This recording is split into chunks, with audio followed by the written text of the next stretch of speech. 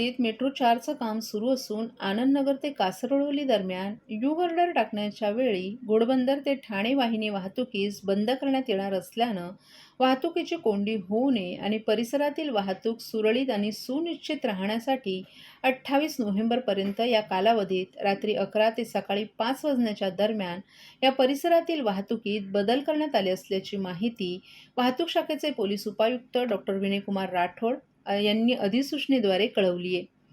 मुंबई ठाण्याकडून घोडबंदर रोडच्या दिशेनं जाणाऱ्या सर्व जड अवजड वाहनांना कापूरवाडी जंक्शन येथे प्रवेश बंद करण्यात आलाय. ही वाहनं कापूरवाडी वाहतूक शाखेजवळून उजवं वळण घेऊन खारेगाव टोलनाका, मानकोली, अंजूर फाटा मार्गे इच्छितस्थळी जातील. तसंच कापूरवाडी जंक्शनजवळून उजवं वळण घेऊन ही वाहनं कशेळी, अंजूर फाटा मार्गे इच्छितस्थळी जातील. तर कळवा मुंब्र्याकडून घोडबंदर रोडच्या दिशेनं जाणाऱ्या सर्व जड अवजड वाहनांना खारेगाव टोल नाका येथे प्रवेश बंद करण्यात आलाय.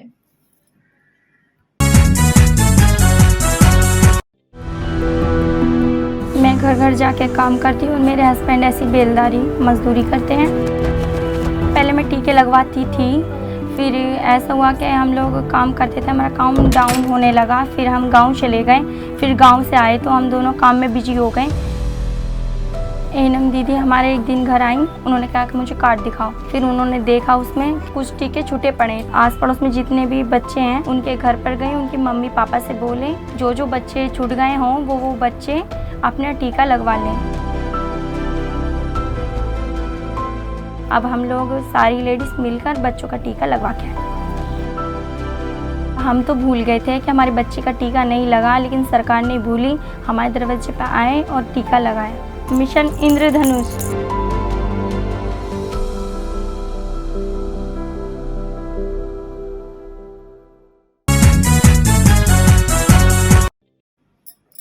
येत्या काही दिवसांवर दिवाळी आली असल्यानं ठाणे महापालिका कर्मचाऱ्यांना 25,000 रुपये सानुग्रह अनुदान मिळावं या मागणीसाठी महापालिकेतील कर्मचाऱ्यांच्या युनियन आता आक्रमक झाल्यात.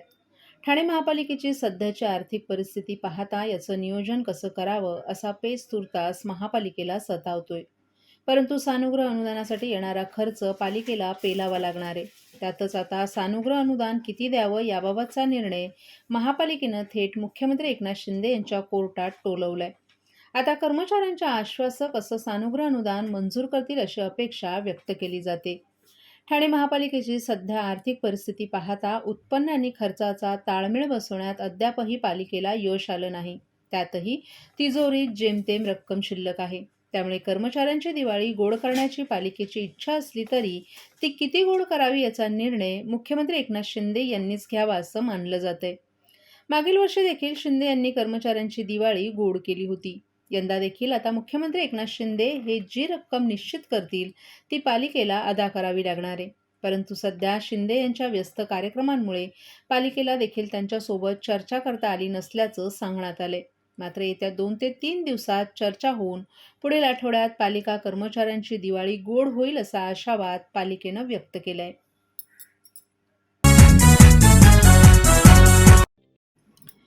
दिवाळीच्या पार्श्वभूमीवर बाजारात विविध प्रकारचे फटाके दाखल झालेत. या काळात फटाक्यांची खरेदी विक्री मोठ्या प्रमाणात होत असते. कोपरी परिसरात मोठ्या प्रमाणात फटाक्यांची दुकानं आणि गोडाऊन देखील आहेत.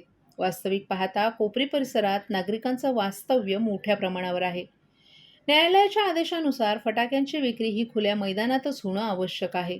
या संदर्भात कोपरी बचाव समितीच्या वतीनं कोर्टात याचिका 2009 साली दाखल केली होती. त्यानुसार उच्च न्यायालयाच्या आदेशानुसार कोपरी कॉलनी येथील फटाक्यांच्या दुकानांमध्ये नियमानुसार फटाके ठेवणे आणि खुल्या मैदानात ठेवण्याचे आदेश दिलेत. मात्र तरी देखील कोपरी कॉलनी परिसरात खुलेआम रहिवासी क्षेत्रात अनधिकृतपणे फटाक्यांची दुकानं सुरू आहेत. तसंच मोठ्या प्रमाणात गोडाऊनमध्ये फटाक्यांचा साठा ठेवण्यात आलाय. न्यायालयाच्या आदेशाचं उल्लंघन करून कोपरी परिसरात फटाक्यांची विक्री सुरू असल्यानं कोपरी बचाव समितीचे अध्यक्ष हरेश सारवान याबाबत कारवाई करण्याची मागणी त्यांनी ठाणे महानगरपालिका आयुक्तांकडे एका निवेदनाद्वारे केली आहे. दुर्घटना होऊ शकते आणि हे मेन 2009चे हायकोर्टाचे आदेश आहेत, त्याचे कंटेम ऑफ कोर्ट पण हे लोक करत आहेत. कंटेम ऑफ कोर्ट इथे चालू आहे. महापालिकेकडे पत्रव्यवहार करताय, महापालिकेकडनं काय उत्तर तुम्हाला? महापालिका अतिरिक्त आयुक्त पालवी साहेब काल मला बोलले का आम्ही लवकरात लवकर मी फायरला सांगून कारवाई करू, पण अजून काय झालेलं नाही. न्यायालयाचा अवमान तर झालेला आहे, हां. तुम्ही पाठपुरावा करतायत.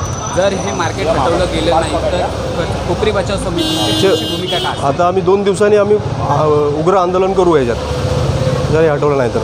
या ठिकाणी मोठ्या प्रमाणात व्यापारी देखील आहे, त्यांचा अनेक वर्षापासून व्यापार सुरू होतो, त्यांच्या पोटावरती देखील पाय येण्याची एक घटना आहे ती घडू शकते. त्यासाठी काय म्हणणं आहे का तुमचं? म्हणून तर तेच मला म्हणणं आहे, उद्या लोकांना जे फटाके पाहिजेत, हा सण आहे, फटाके घेतले पाहिजे, फोडले पाहिजे, सण साजरा केला पाहिजे, पण बाकी लोकांचा पण विचार करा तुम्ही. म्हणून ओपन स्पेसमध्ये करा की दुर्घटना होऊ नये. आम्ही यांना बंद करायला बोलतच नाही आहे ना, स्थलांतर करा चांगल्या ओपन स्पेसमध्ये.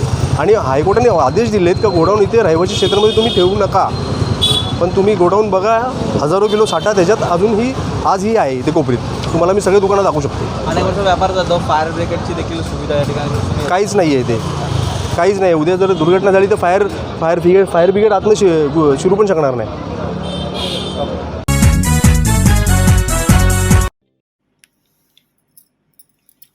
वर्षातील सर्वात मोठा सण म्हणजे दिवाळी असून दिवाळी अगदी काहीच दिवसांवर येऊन ठेपली असून बाजारांमध्ये आणि विशेषतः मिठाईच्या दुकानांमध्ये ग्राहकांची प्रचंड गर्दी होते.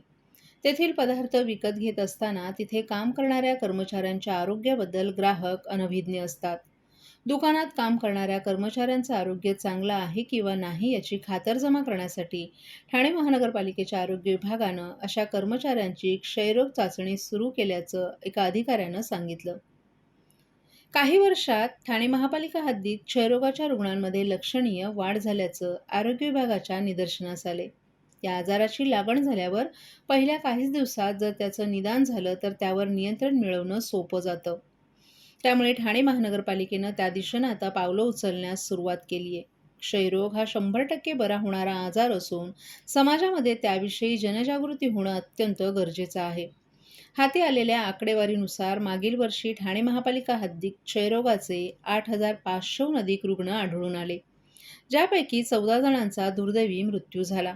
यंदाच्या वर्षी जानेवारी ते ऑक्टोबर या 10 महिन्यांमध्ये 7,556 रुग्ण आढळले, ज्यापैकी 5 जण मृत्युमुखी पडले. त्यातच आता योग घातलेल्या दिवाळीमुळे मिठाईच्या दुकानांमध्ये ग्राहकांची प्रचंड गर्दी होत असून जर एखादा कर्मचारी संक्रमित असेल तर ग्राहकांना देखील त्याची लागण होऊ शकते. या रोगाला आळा घालण्यासाठी आता ठाणे महानगरपालिकेचा आरोग्य विभाग सरसावला असून बुधवारपासून शहरातील दुकानांमध्ये क्षयरोग आजाराचं रुग्ण शोधण्याची मोहीम सुरू झाली आहे. यासाठी 8 जणांची टीम तैनात केली असून दुकानातच कर्मचाऱ्यांची एक्स-रे काढणाऱ्या पोर्टेबल मशीनची सोय करण्यात आली आहे. त्याचबरोबर जिथे काम करत असलेल्या कर्मचाऱ्यांनी आजाराबाबत माहिती देऊन त्यांचं प्रबोधन देखील करण्यात येत आहे.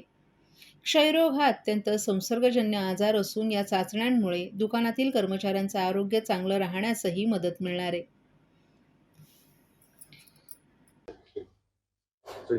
आपका पूरा नाम बताइए सर। मेरा पूरा नाम डॉक्टर प्रसाद पाटिल है। मैं फेफड़ों का डॉक्टर हूं और ठाणे शहर का शहर क्षयरोग अधिकारी भी हूं। तो ठाणे म्यूनसिपल कॉरपोरेशन के रीजन में जितने भी हमारे पेशेंट्स आते हैं या सस्पेक्टेड केसेस आते हैं, उनका ठीक से इलाज करना हो या उनकी तरफ सारा सुविधाएं उपलब्ध करके देना हो, ये सारी जिम्मेदारी आरोग्य विभाग की तरफ से हम देखते हैं। आज हम लोगों ने एक नया उपक्रम यहाँ पे चालू किया है, टीबी फ्री शॉप। तो टीबी फ्री शॉप पे जैसे हम सबको पता है कि अभी दिवाली कुछ ही दिनों में आने वाली है, तो दिवाली के मौके पे सारे मिठाई की दुकानों में बहुत बड़ी मात्रा में लोग खरीदी करने के लिए आते हैं। तो जो खरीदी करने के लिए आने वाले लोग हैं वो एकदम से निर्धास्त होकर आ सके, इसलिए ठाणे म्यूनसिपल कॉरपोरेशन के रीजन में जितने भी जगह पे अपने मिठाई के दुकान हैं, उनमें काम करने वाले सारे के सारे कर्मचारियों की हेल्थ चेकअप यहाँ पे हम लोगों ने शुरू किया है। ये हेल्थ चेकअप में हम मेनली करने वाले हैं कि एक हैंडहेल्ड एक्सरे मशीन के द्वारा हम उनका छाती का एक्सरे लेंगे, जैसे कि जहाँ से हमको इमीडिएटली विदिन 1 से 2 मिनट में पता चल जाएगा कि अगर कोई भी प्रकार की फेफड़े की बीमारी उस कर्मचारी को है तो वो तुरंत पता चल जाएगी, ताकि उस बीमारी अगर वो किसी कर्मचारी को है तो उससे वो कोई भी खरीदी करने आने वाला जो नागरिक है ठाणे का, उनको ना हो। इसके लिए हम लोग ये क्षयमुक्त ठाणे भयमुक्त ठाणे ये योजना शुरू की हुई है। और इसी में हम लोग अभी पहले आए हुए हैं प्रशांत कॉर्नर में।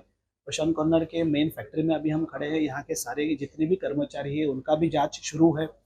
हम लोग ऐसे ही करके थाना में जितने भी बड़े बड़े स्वीट्स के शॉप्स हैं उन सभी कर्मचारियों की भी टेस्टिंग जरूर करें। ये मशीन के बारे में बताइए, जो मशीन आप यूज कर रहे हो, ये ट्रायल के बाद एक सर्टिफिकेट आप जारी कर रहे हो, सर्टिफिकेट क्या है? जी, ये मशीन के द्वारा हम जैसे ही एक्सरे निकालेंगे वो मशीन से हमें विद इन 2 मिनट के अंदर में पेशेंट के एक्सरे में कोई भी बीमारी हो तो इमीडिएटली पता चल जाती है और उसके हिसाब से अगर कोई भी कर्मचारी को किसी और प्रकार की तकलीफ है तो उसके हिसाब से भी हेल्थ चेकअप किया जा रहा है। ये सब होने के बाद में अगर कोई भी कर्मचारी को किसी भी प्रकार की बीमारी मिली नहीं हमारे जांच में तो आरोग्य विभाग की तरफ से हम उनके लिए एक सर्टिफिकेट इशू करेंगे जिसमें वो टीबी फ्री शॉप करके कहा जाएगा और वो सर्टिफिकेट हम उस हर एक मिठाई शॉप को इशू करेंगे।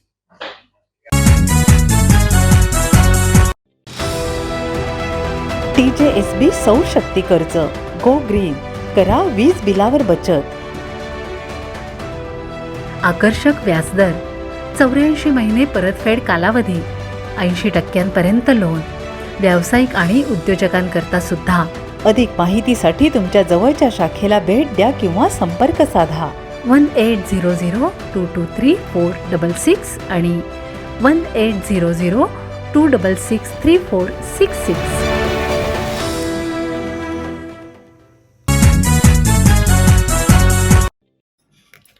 मुख्यमंत्री एकनाथ शिंदे त्यांच्या ठाणे येथील निवासस्थानाहून मुंबईकडे रवाना होत असतानाच सामान्य नागरिक हे मुख्यमंत्री एकनाथ शिंदे यांना भेटण्याकरिता आले होते. दरम्यान नवरात्र उत्सवामध्ये आमच्या इथे तुम्ही भेट दिली नाही, परंतु आता आमच्यासोबत एक फोटो काढावा लागेल असं सांगत त्यांनी मुख्यमंत्र्यांना अडवलं.